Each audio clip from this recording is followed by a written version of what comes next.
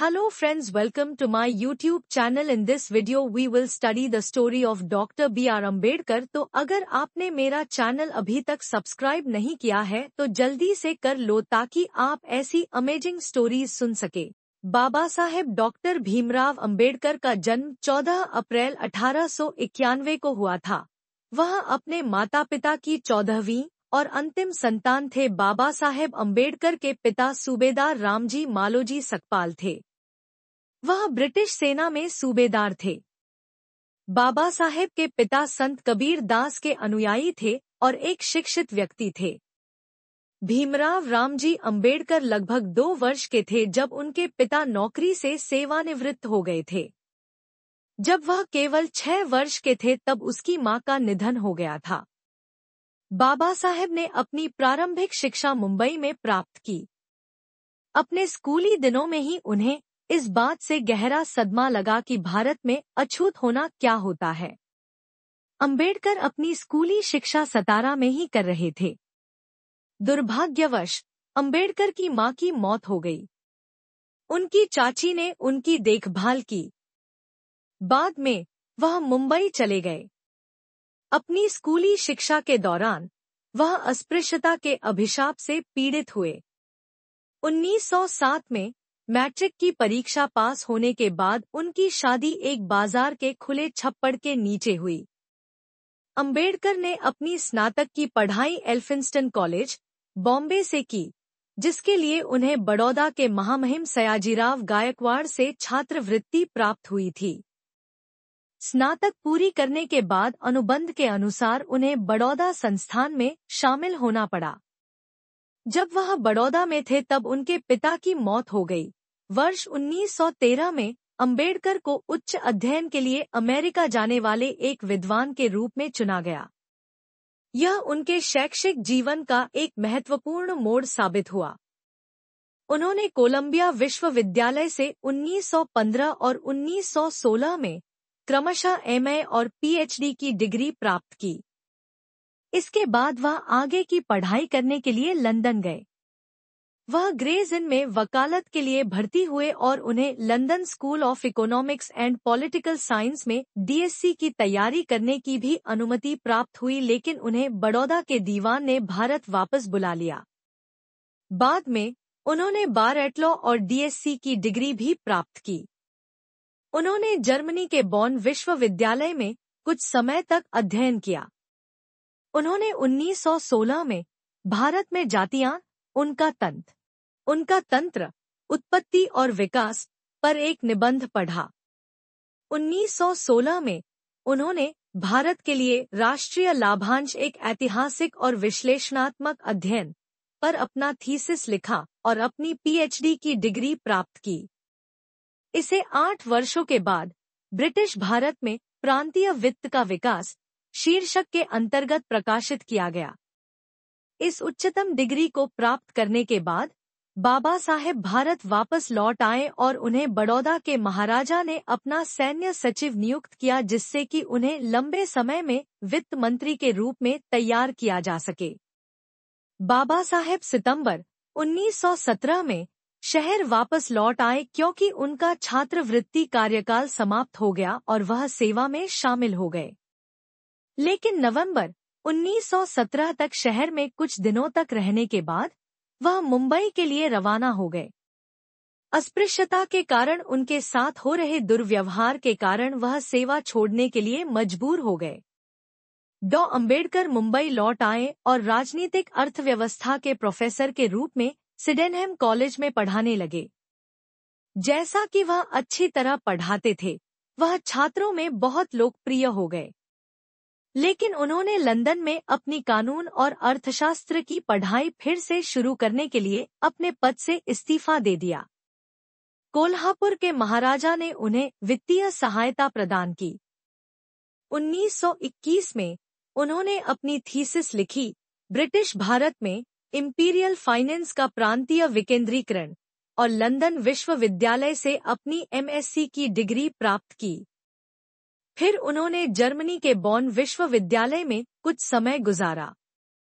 1923 में उन्होंने DSC degree के लिए अपनी थीसिस पूरी की रुपए की समस्या, इसका उद्भव और समाधान। उन्हें 1923 में वकीलों के बार में बुलाया गया।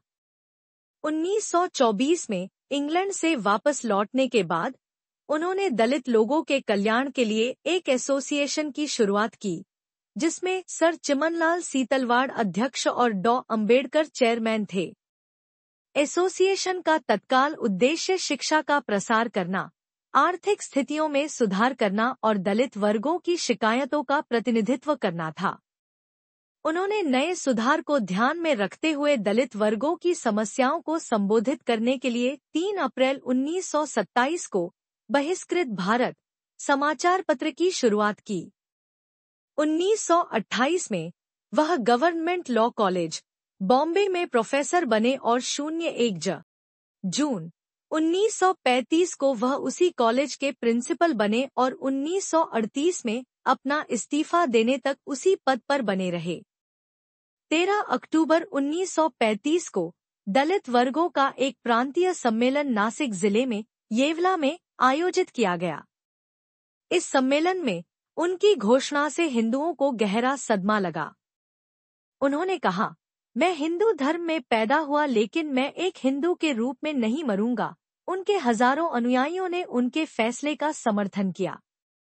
1936 में उन्होंने बॉम्बे प्रेसिडेंसी महार सम्मेलन को संबोधित किया और हिंदू धर्म का त्याग करने की वकालत की। 15 अगस्त 1936 को उन्होंने दलित वर्गों के हितों की रक्षा करने के लिए स्वतंत्र लेबर पार्टी का गठन किया, जिसमें ज्यादातर श्रमिक वर्ग के लोग शामिल थे। 1938 में कांग्रेस ने अछूतों के नाम में बदलाव करने वाला एक विधेयक प्रस्तुत किया। डॉ. अंबेडकर ने इसकी आलोचना की। उनका दृष्टिकोण था कि नाम बदलने से समस्या का समाधान नहीं हो सकता है।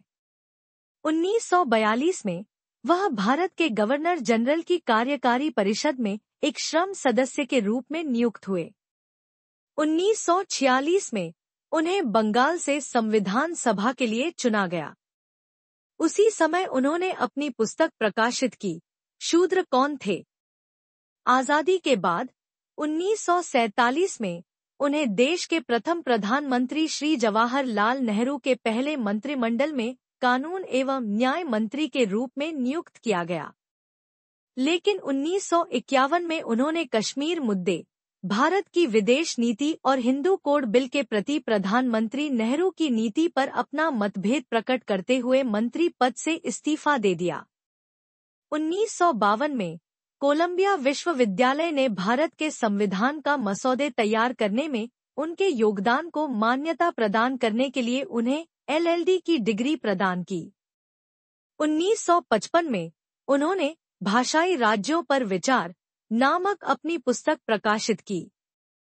डॉ. BR अम्बेडकर को उस्मानिया विश्वविद्यालय ने 12 जनवरी 1953 को डॉक्टरेट की उपाधि से सम्मानित किया। आखिरकार 21 वर्षों के बाद उन्होंने सच साबित कर दिया, जो उन्होंने 1935 में येओला में कहा था कि मैं हिंदू के रूप में नहीं मरूंगा। 14 अक्टूबर 1956 को उन्होंने नागपुर में एक ऐतिहासिक समारोह में बौद्ध धर्म अपना लिया और 6 दिसंबर 1956 को उनकी मृत्यु हो गई। डॉ. बाबा साहेब अम्बेडकर को 1954 में नेपाल के काठमांडू में जागतिक बौद्ध धर्म परिषद में बौद्ध भिक्षुओं द्वारा बोधिसत्व की उपाधि से सम्मानित किया गया। महत्वपूर्ण बात यह है कि डॉ. अंबेडकर को जीवित रहते हुए ही बोधिसत्व की उपाधि से नवाजा गया था। उन्होंने भारत के स्वतंत्रता संग्राम में और स्वतंत्रता के बाद इसके सुधारों में भी अपना योगदान दिया। इसके अलावा बाबा साहेब ने भारतीय रिजर्व बैंक के गठन में महत्वपूर्ण भूमिका निभाई थी। केंद्रीय बैंक का गठन हिल्टन यंग कमीशन को बाबा साहेब द्वारा प्रस्तुत की गई अवधारणा के आधार पर किया गया था। डॉ. अंबेडकर का प्रकाशवान जीवन दर्शाता है कि वह विद्वान और कर्मशील व्यक्ति थे। सबसे पहले उन्होंने अपनी पढ़ाई को आगे बढ़ाने में अर्थशास्त्री, राजनीति, कानून, दर्शन और समाजशास्त्र का अच्छा ज्ञान प्राप्त किया, जहां पर उन्हें कई सामाजिक बाधाओं का सामना करना पड़ा। लेकिन उन्होंने अपना सारा जीवन पढ़ने और ज्ञान प्राप्त करने और पुस्तकालयों में नहीं बिताया। उन्होंने आकर्षक वेतन के साथ उच्च पदों को लेने से इनकार कर दिया क्योंकि वह दलित वर्ग के अपने भाइयों को कभी नहीं भूले। उन्होंने अपना जीवन समानता, भाईचारे और मानवता के लिए समर्पित किया। उन्होंने दलित वर्गों के उत्थान के लिए पुरजोर कोशिश की। डॉ. भीमराव के जीवन के इतिहास से गुजरने के बाद उनके मुख्य योगदान और उनकी प्रासंगिकता का अध्ययन और विश्लेषण करना बहुत आवश्यक और उचित है। एक विचार के अनुसार 3 बिंदु हैं जो आज भी बहुत महत्वपूर्ण हैं। आज भी भारतीय अर्थव्यवस्था और भारतीय समाज कई आर्थिक और सामाजिक समस्याओं का सामना कर रहा है। डॉ. अंबेडकर के विचार और कार्य इन समस्याओं का समाधान करने में हमारा मार्गदर्शन कर सकते हैं। डॉ. भीमराव अंबेडकर की पुण्यतिथि को पूरे देश में महापरिनिर्वाण दिवस के रूप में मनाया जाता है। तो अगर आपको यह वीडियो अच्छी लगी तो लाइक शेयर करना मत भूलना and thank you for watching.